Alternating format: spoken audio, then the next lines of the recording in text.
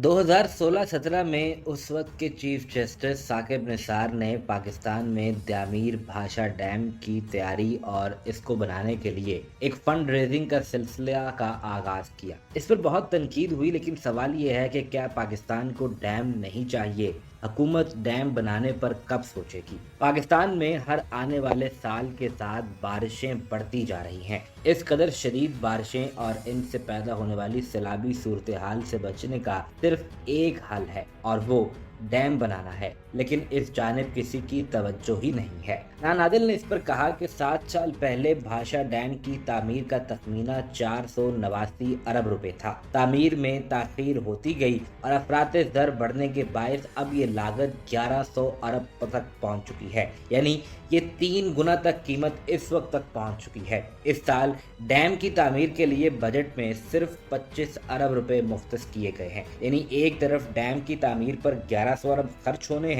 या उसके लिए 1100 अरब चाहिए, और हुकूमत ने एक साल में सिर्फ 25 अरब रुपए रखे हैं। और अगर 5 साल में भी हुकूमत इतने ही पैसे रखती रही तो ये 125 अरब होंगे, जो डैम की मौजूदा वक्त की असल कीमत से 975 अरब रुपए कम होंगे। नादिल ने कहा कि जो मंसूबा ज़राअत बिजली के लिए इंतहाई अहम है, वो दरअसल हुकूमती तरजीहात में शामिल ही नहीं है, और गुज़िश्ता 7 साल में मुसलसल लेट करते करते जो मंसूबा 480 अरब से 1100 अरब तक पहुंच गया है, वो आइंदा 4 बरस में 3000 अरब तक भी पहुंच जाएगा। लेकिन ये डैम जब तक नहीं बनेगा, पाकिस्तान में इसी तरीके से सैलाबी सूरत हाल रहेगी। एक तरफ भारत हमें पानी बंद करने की धमकियां देता है, दूसरी जानिब कुदरती तौर पर होने वाली बारिशों से जो पानी सैलाब की सूरत इख्तियार कर जाता है, इसे स्टोर करने का कोई तरीक़ेकार हमारे पास मौजूद ही नहीं है। और ना ही किसी हुकूमत की ये संजीदा कोशिश है कि वो मुल्क में डैम की तामीर का आगाज करे